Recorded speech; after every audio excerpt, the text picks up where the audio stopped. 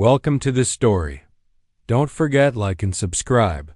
The sun had barely risen, but the small village lay cloaked in a heavy gray fog, as if the world itself mourned the suffering that had settled over its people. Fields that had once rippled with wheat now stood barren, cracked by the relentless sun, and the streams that had promised life had dwindled to thin, sluggish threads of mud and water. In a small, crumbling cottage at the edge of this desolate landscape, Mara sat on the rough wooden floor, rocking her infant daughter against her chest. The baby's tiny cries were weak, almost feeble, each sound a painful reminder of their hunger. Mara's hands were calloused and worn, her nails broken from days of trying to gather scraps from the earth, from the markets, from whatever she could reach without money. Her eyes, hollow and rimmed with dark circles, scanned the empty room again and again, as if the act of looking might conjure anything to fill the hollow in her stomach and her child's. She had no food, no money, no neighbors with the means or the kindness to help. The famine had left everyone equally desperate, everyone equally afraid, and she understood too well that pity was a luxury no one could afford. The baby squirmed against her, tiny fists banging weakly against her chest. Mara pressed a damp cloth to the child's lips, trying to soothe her without success. I know, my little one," she whispered, her voice breaking. She felt tears sting her eyes but refused to let them fall. They would not feed her child, would not fill the gnawing emptiness in her own belly. Hunger was not a polite guest. It was a cruel, relentless master, and it demanded a price she was unsure she could ever pay. Mara had been wandering since dawn, hoping that somehow, somewhere, she might find bread or grain, or even a kind stranger willing to share scraps. But the village was as lifeless as her hopes. She remembered the market stalls that once brimmed with fruit and fresh bread, now reduced to empty wooden crates and the occasional stone. People avoided each other, eyes downcast, mouths tight, ashamed of their poverty but unable to escape it. The few who had something to eat clutched it as though it were a treasure, wary of giving even a crumb. The weight of despair pressed down on Mara like a physical force. She hugged her daughter tighter, feeling the fragile warmth of the tiny body against her own. The baby's breathing was shallow, uneven, and Mara's chest ached, not from hunger alone, but from the helplessness that clawed at her heart. Her mind raced with dark possibilities. How long could she keep her child alive like this? Hours? Maybe days? She did not know. Every step she had taken since the famine began had led to the same stark realization. She could no longer rely on hope alone. Mara looked around her little cottage, her gaze falling on the cracked clay walls, the empty bowls stacked neatly in a corner, and the tattered blanket that had once kept her family warm. Each object was a reminder of all that had been lost: the security of a full stomach, the laughter that had once echoed in the small room, the life she had imagined for her daughter. Hunger was not just physical, it gnawed at her spirit, corroding the fragile walls she had built against despair. She felt the tightening coil of desperation in her stomach, and knew she had reached a threshold she could not cross back from.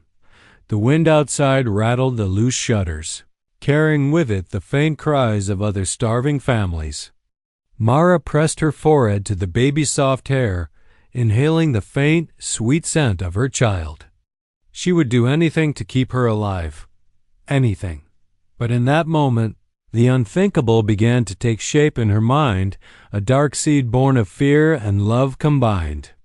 She whispered a prayer, though she wasn't sure if it was for help, for forgiveness, or for the courage to do what might have to come next. And so, in the gray stillness of the morning, Mara's heart hardened in determination. She knew the road ahead would test the limits of her courage, morality, and humanity. Hunger had forced her to a precipice, and every instinct screamed that she must act, even if the cost was greater than she could bear. She hugged her baby close once more, feeling the fragile pulse of life in her arms, and stepped toward the unknown, toward the rancher whose silence might hold salvation or despair. Mara trudged through the brittle, cracked earth outside her cottage, the baby swaddled tightly against her chest. Each step was heavier than the last, not just from the weight of her child, but from the crushing despair that had taken root in her heart. She had wandered for hours, following the faint scent of smoke and dust, hoping to find anyone who might offer even the smallest morsel of food. But the village lay silent. Doors were shut, windows shuttered, and from the faces she had glimpsed earlier, Mara could see the same fear and hopelessness mirrored back at her. It was then that she saw the rancher's property at the edge of town. A modest wooden fence separated the fields from the road, and beyond it stood a small house with a wide porch and the faint glow of smoke from the chimney. Mara's stomach twisted painfully at the sight. She had heard of the rancher, a quiet, solitary man who had survived the famine better than most. Rumors whispered that he had enough stored away to outlast the harshest winters, and some even claimed he had animals and grain hidden where no one could see. Her heart pounded as she approached the gate, each step bringing a new wave of shame and fear. How could she ask for help when she had nothing to offer in return? And yet, the baby's weak cries cut through the silence like a knife. Mara pressed her lips to her child's forehead, feeling the tiny body shiver against her own. "Please forgive me," she whispered, tears stinging her eyes. "I don't know what else to do." The rancher was on his porch when she arrived, leaning against the railing as if he had been expecting her. His face was unreadable, calm yet stern, and Mara's stomach clenched. She wanted to beg, to plead, but the words caught in her throat. The weight of what she was about to do pressed down on her like a stone, and then, in a voice barely above a whisper, driven by desperation rather than reason, Mara spoke. "Please, I have no food. I'll give you my baby if you give me bread. Just a little bread." The words left her mouth before she could think better of them. Her own heart shuddered at the implication, at the unthinkable choice she had laid before a stranger. She braced herself for rejection, for anger, or worse, the cold refusal that would leave her and her child to starve. The rancher said nothing, not a word. He just looked at her, his gaze steady and patient, taking in the sight of her tear-streaked face and the tiny infant trembling against her chest. Mara could feel her pulse in her throat, each second stretching unbearably long. Was he considering her offer? Was this the moment that would end her child's life in exchange for a piece of bread? Her hand shook as she clutched the baby closer. I can't," she faltered, voice breaking. "I don't want to, but she's so small, and I have nothing. Nothing at all." Still, the rancher remained silent, and in that silence Mara felt every ounce of her fear and guilt press against her. The world seemed to hold its breath with her, waiting for an answer she was too afraid to imagine. She hated herself, hated the desperation that had driven her to this point, and yet she could not think of any other way. The baby's weak cries echoed in her ears, a fragile plea for life, and Mara realized she would do anything to save her child. Then the rancher finally moved. Not with harshness, not with judgment, but with a slow, deliberate calm. He gestured for her to follow, and Mara, trembling, stepped forward. She did not know what would come next, only that she had crossed the threshold from despair into the unknown, and that the path she had chosen might lead to salvation or heartbreak. Mara stood on the rancher's porch, her hands trembling, the baby pressed tightly against her chest. The morning sun had risen higher, casting long shadows across the yard, but Mara hardly noticed. Every nerve in her body was taut, every heartbeat a drum of fear and anticipation. She had spoken her unthinkable plea, offered her child in exchange for bread, and now, nothing. The rancher remained still, leaning slightly against the railing, his face calm but unreadable. His eyes studied her, not with judgment, but with a quiet intensity that made Mayora's stomach knot. Each second stretched endlessly. The silence was suffocating, pressing down on her like the heat of the sun on the cracked earth outside. She could feel the baby's tiny chest rising and falling against her own, each fragile breath a reminder of what hung in the balance. Mara's mind raced. Was he considering taking her baby? Would he laugh at her desperation? Or worse, would he simply turn her away, leaving her and the child to the merciless famine? The thought made her stomach lurch. She pressed the baby closer, as if her own arms could shield her daughter from the cruelty of the world. Her voice, barely a whisper, broke the silence. I'm sorry. I don't know what I'm doing. She choked back a sob, unable to finish. The rancher did not respond. His silence was heavy, measured, deliberate, and Mara felt it like a weight pressing on her chest. In that silence, Mara felt every doubt she had ever harbored about herself and her ability to survive the famine. The shame of what she had offered clawed at her, a gnawing, bitter feeling that made her cheeks burn. She had crossed a line she had never imagined she could, and now she was trapped in the stillness of a man's unreadable judgment. Minutes seemed like hours. The baby stirred, small fists batting weakly against Mara's chest. Mara kissed the top of her child's head, whispering, "Please. I'll do anything, just help us." Her words seemed to vanish into the heavy air, swallowed by the porch, the yard, and the quiet intensity of the rancher's gaze. Finally, the rancher shifted. It was a subtle motion, almost imperceptible, yet in that movement Mara sensed a change. He was not angry, not dismissive, not cruel. He was simply considering. His silence was not rejection. It was thoughtfulness, reflection, weighing the gravity of her plea. And in that moment, Mara realized that the worst had not yet come, but the uncertainty was unbearable. Mara's body shook with fear and anticipation. Every instinct screamed at her to flee, to clutch her child and run, yet she could not move. She was frozen by the tension, by the delicate balance of hope and dread that hung between them. The rancher's quiet presence was a paradox. It offered both a promise and a threat, a question without an answer. She watched his eyes, searching for some clue, some flicker of emotion, but there was none. Only the slow, deliberate stillness of a man who had faced hardship and decision in a way Mara could not yet understand. The silence stretched, and in that stretch, Mara confronted herself, her desperation, her love, her fear, and her hope, all mingling together in a knot too complex to untangle. And then, just as Mara began to wonder if the world itself had abandoned her, the rancher moved again. This time, the movement carried purpose, a quiet promise that the silence had ended not in judgment, but in action. Mara's heart pounded with a mixture of relief and fear, for she did not yet know whether the action would bring salvation, or something she could not yet bear to imagine. Mara's chest tightened as the rancher finally moved. He stepped off the porch slowly, deliberately, each motion calm but purposeful. Her heart raced, the baby stirring against her as if sensing her rising anxiety. She had expected harsh words, perhaps a cruel refusal, or even worse, a demand she could not meet.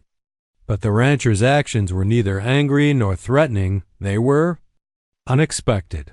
He walked past her, through the open doorway of his modest home, and disappeared inside. Mara blinked, confusion twisting in her stomach. For a moment, she thought perhaps he was going to leave her outside, abandon her desperate plea to the cold world. But no, there was something different in the way he had moved, a quiet authority, an unspoken understanding. He was taking action. The silence that followed was different this time. It no longer weighed heavily on Mara's shoulders. It was not oppressive, but pregnant with anticipation. She held the baby closer, rocking her gently, whispering soft reassurances, though she herself felt trembling hope she scarcely understood. She had not dared to hope until this moment, and even hope felt dangerous, fragile, like a thread that could snap at any second. Minutes passed, the stillness punctuated only by the baby's soft whimpers and the distant calls of birds waking to the morning. And then the rancher reappeared. But he did not return empty-handed. In his arms was a basket brimming with food, freshly baked bread, a small pot of milk, some preserved fruit, and even a few simple vegetables. The aroma alone was enough to make Mara's stomach twist with relief and disbelief. He set the basket down, carefully on the porch railing, and finally spoke, his voice calm and steady. "Take it," he said simply. "You and your child should not go hungry." Mara's lips trembled. She wanted to speak, to thank him, to cry, to explain the desperation that had driven her to offer the unthinkable, but words failed her. Instead, she simply nodded, unable to believe the turn of events. The weight on her chest lifted slightly, replaced by a cautious, trembling hope she had almost forgotten. The rancher's eyes softened as he looked at the baby in her arms. "She's strong," he said, "and so are you. Hunger does not define you. It does not make you less a mother or less human." His words, though simple, struck Mara to her core. In that instant, she understood that his silence had not been judgment. It had been reflection, an acknowledgment of the impossible position she had been forced into.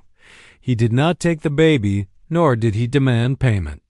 Instead, he stood patiently, letting Mara gather the courage to accept his kindness. She lifted the baby and pressed her forehead to her child's hair, feeling tears prick her eyes. "Thank you," she whispered, barely audible, but the rancher heard her. "You do not need to thank me," he replied. "No one should have to choose between survival and family." Mara looked around, noticing the simple beauty of his home, the way he had prepared for need without flaunting it, the quiet strength in his actions. It was as if the very act of giving, without judgment or expectation, had restored a piece of her own fractured humanity. For the first time that day, she allowed herself to breathe fully. The baby cooed softly against her chest, and Mara smiled through her tears. Relief, gratitude, and a cautious hope mingled in her chest. The world, harsh and cruel though it had not completely abandoned them. And in that unexpected act of kindness, Mara realized that even in the darkest moments, human compassion could arrive when it was least expected and most needed. Mara sat on the porch steps, still holding her baby, staring at the basket of food that seemed almost too good to be true. The rancher crouched nearby, arranging the bread, milk, and vegetables so that everything was within easy reach. There was no urgency in his movements, no condescension, just calm, quiet care, as if he had done this countless times, though Mara knew he had likely never seen a situation quite like hers. "You don't have to worry," he said gently. "Take what you need. Eat. Then we can talk about the next steps." Mara's throat tightened. Her fingers hovered over the bread, unsure how to begin, as if touching it might shatter the fragile hope she felt blossoming inside her. Finally, she broke a small piece off, feeling the warm, soft texture in her hands. She brought it to her lips, and as she ate, the ache in her stomach eased slightly, and the baby's cries subsided into soft coos. For the first time in days, Mara felt a small measure of relief. The rancher watched quietly, then spoke again, his voice calm but firm. "You've done what you could to protect your child. That's all anyone could ask. Hunger doesn't make a person weak, it tests them. And you've passed that test." Mara looked up, tears brimming in her eyes. She had offered something she thought she could never forgive herself for, and yet here was a man who had not only accepted her plea, but had refused to let desperation destroy her. She wanted to speak, but her voice failed her, so she simply nodded, pressing the baby closer. The rancher didn't leave her there alone. Instead, he guided her inside his home, showing her a small kitchen where she could prepare the food, wash her child, and rest for a moment. Everything was simple but clean, and Mara felt a strange sense of comfort she hadn't experienced in weeks. She washed her baby, feeling the warm water soothe both of them, and for the first time she let herself feel the tiniest spark of hope. Once the child was fed and calm, the rancher returned, carrying a small bundle of additional supplies, more bread, a pot of milk, and a few preserved vegetables. "This should last you a few days," he said, "and I'll help you find more if you need it. You don't have to survive alone." Mara's eyes widened in disbelief. "Why? Why are you helping me?" she asked softly. "Because no parent should ever have to choose between their child and survival," he replied simply. "Because everyone deserves a chance to live." His words were quiet but resolute, carrying a weight of truth that Mara had not expected to hear. As she gathered the supplies, Mara realized something profound. The rancher's help was not just about food. It was about dignity, about restoring the sense that she was not alone, that there was still humanity in the world even when the world itself seemed cruel and indifferent. He had given her more than sustenance. He had given her the strength to believe in herself again. Before she left, the rancher gave her a small piece of advice. "Go slowly. Don't rush yourself. There are others who will need your help too when you're ready. But for now, focus on your child and yourself. You've carried too much alone." Mara nodded, feeling a weight lift from her shoulders. She had come seeking survival, fearing she might have to sacrifice everything, but she left with something far greater: a helping hand, guidance, and the quiet reassurance that she was not truly alone. The rancher's simple acts of compassion had shifted her world, turning desperation into hope and leaving Mara with a renewed sense of purpose. For the first time in what felt like an eternity, she believed she and her child could endure, could live, and perhaps one day could even thrive. After Mara had fed herself and her baby, she sat quietly on the porch, the basket of food beside her. The warmth from the sun and the comforting presence of her child offered a brief reprieve from the gnawing anxiety that had consumed her for days. Yet she could not stop thinking about the rancher, his silence, his patience, and the unexpected kindness he had shown. She wanted to understand, to make sense of his actions, because they were so unlike anything she had encountered in her recent days of suffering. The rancher joined her, leaning against the railing, eyes calm but attentive. "You have been through much," he said. "Hunger can make people desperate, sometimes even cruel. But it does not have to define us. What we choose in moments of despair is what shapes our humanity."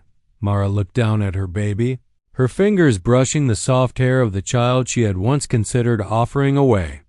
Her eyes stung with tears. I thought I had no choice. I thought I was going to lose her if I didn't." "Do something," the rancher nodded. "Desperation can make even the strongest hearts consider things they never imagined. But compassion, true compassion, does not come from obligation or expectation. It comes from understanding, from seeing another struggle and choosing to act, even when it is inconvenient or difficult." Mara listened, absorbing each word. She had lived in a world where survival often demanded selfishness, where people turned away because they had nothing to give. But here was someone who had chosen the opposite, not out of pity, not out of fear, but out of deliberate kindness. It was a lesson that sank deep into her heart, reshaping the way she viewed herself and others. "You see," the rancher continued, "it is easy to judge others for their choices in desperation. But it is harder and far more important to offer help without expectation. True compassion is the willingness to protect life, dignity, and hope, even when it costs you nothing or when it costs you much." Mara nodded, understanding beginning to bloom like fragile green shoots after a long winter.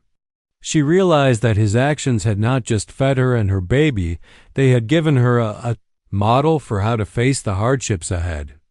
Compassion was not just an abstract idea. It was a tangible choice, one that could transform lives in ways hunger or fear could not.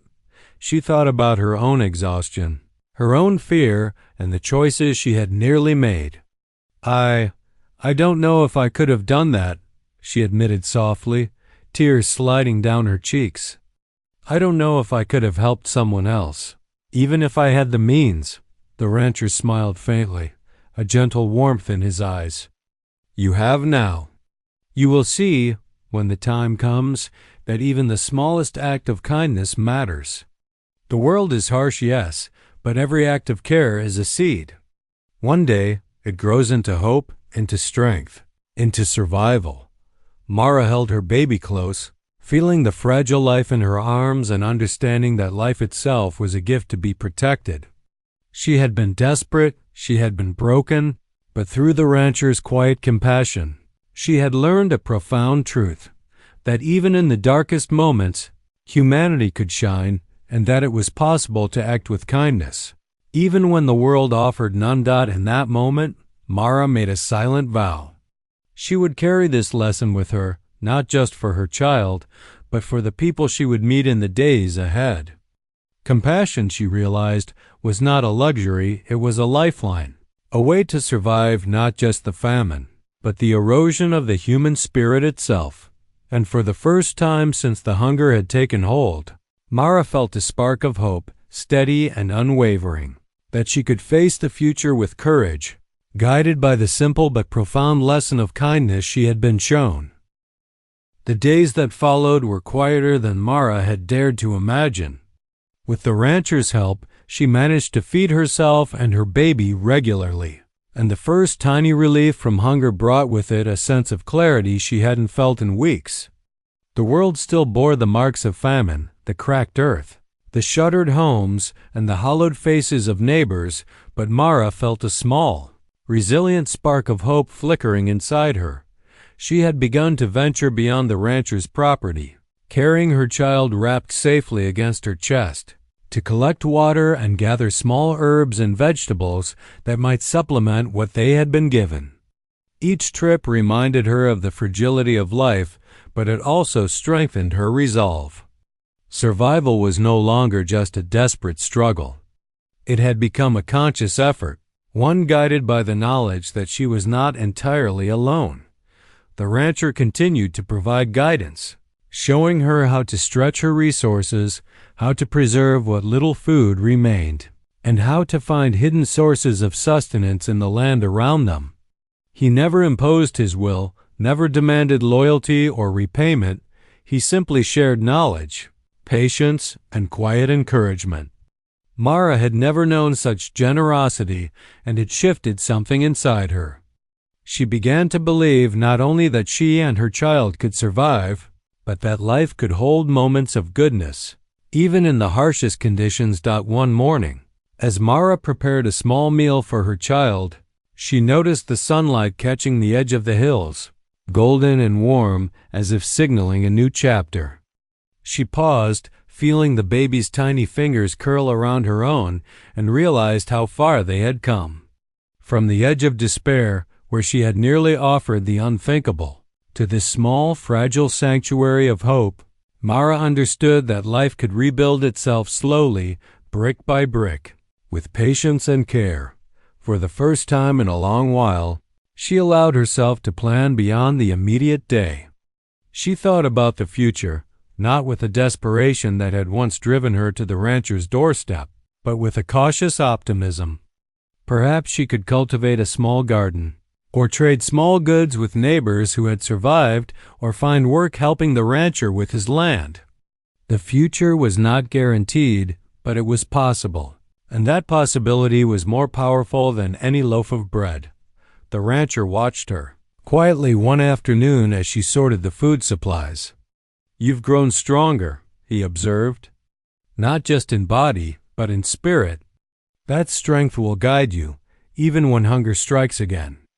"And it will." Mara looked up, a soft smile on her lips. "I've learned from you," she said, "not just how to survive, but how to keep hope alive." and I want to pass that on to my child and to anyone else who needs help." He nodded, a quiet pride in his eyes. "Then you've truly begun anew. The past will always be there, but the future is yours to shape. Never forget that." Mara held her baby close, feeling the steady pulse of life, the warmth of small food in her belly, and the sun on her back. A new beginning was not about forgetting hardship. It was about choosing to move forward despite it. The lessons of hunger, desperation, and unexpected kindness had carved a path forward, one she would walk with courage, love, and compassion. And so Mara stepped into this fragile, hopeful future, carrying not just her child, but a newfound understanding that even in a world scarred by famine, it was possible to survive, to grow, and to reclaim the dignity and joy that hardship had almost stolen. The journey was just beginning, but for the first time in a long while, Mara faced it with a steady heart. Weeks passed, and Mara's life began to settle into a fragile rhythm. The basket of food and guidance from the rancher had sustained her through the worst of the famine, and she was learning to stretch every resource, care for her child, and plan for tomorrow. Yet, even as she adapted, she knew that survival alone was not enough. She wanted something more for herself, for her baby, for the small spark of life that now seemed to grow with each passing day. One morning, the rancher invited her into the barn, a place she had only glimpsed from outside. Inside, the space was simple but orderly, filled with tools, seeds, and small livestock that had been carefully tended. Mara's eyes widened as she took in the scene, realizing the magnitude of what had been quietly built here. The rancher smiled, sensing her awe. "I want you to have this," he said, gesturing to a small plot of land near the barn and a few young chickens. "It's enough to start your own little garden and care for your child. You won't be alone. I'll help you, and in time, you'll be able to grow more than just food. You'll grow a life of your own." Mara's hands trembled, not from hunger or fear, but from the overwhelming kindness and trust extended to her. She had come seeking survival and instead found opportunity, guidance, and dignity. For a moment, she could barely speak, tears welling in her eyes. I don't know what to say," she whispered. "I've never had anything like this before." The rancher shook his head gently. "Then don't say anything. Just take it. Care for your child. Learn, grow, and when you are ready, help someone else. That is all that is asked." Mara hugged her baby tightly, feeling the warmth of new hope fill the space where fear and desperation had once dominated. She looked at the small patch of land, imagining tiny rows of vegetables, a coop filled with chickens, and a future that seemed almost impossible yesterday but now shimmered with promise. This was more than food. It was a chance to reclaim her life, a gift she had never expected and could never have demanded. As the days turned to weeks, Mara worked the land with quiet determination. She planted seeds, nurtured the young plants, and cared for the chickens. Her child grew stronger with each passing day, laughter replacing the weak cries that had once haunted Mara's nights. The rancher visited often, offering advice, encouragement, and occasionally, the quiet company of someone who understood hardship without judgment. Through these acts of guidance and generosity, Mara realized that the rancher's gift was not merely survival, it was empowerment. She was no longer at the mercy of hunger or desperation. She had the tools, the knowledge, and the confidence to face whatever the world might throw at her. She understood that kindness could ripple outward, that one act of compassion could change a life forever. One evening, as the sun dipped behind the hills, painting the sky with hues of gold and crimson, Mara sat on the porch with her baby in her lap. The land before her was small but fertile, the chickens clucking softly, and the world seemed to hum with quiet life. She looked up at the rancher, who stood nearby, and offered a smile filled with gratitude and understanding. "Thank you," she said simply. Though the words carried all the weight of her journey from despair to hope, from desperation to empowerment, The rancher nodded, his eyes reflecting the satisfaction of someone who had quietly altered the course of another life. "No thanks needed," he replied. "You've done the hard work yourself. I only helped you see that you could." Mara pressed her child close, feeling the steady warmth of life, resilience, and possibility. The unexpected gift of the rancher had done more than sustain them, it had given them a future. And in that future, Mara knew that she and her child would not only survive, but flourish.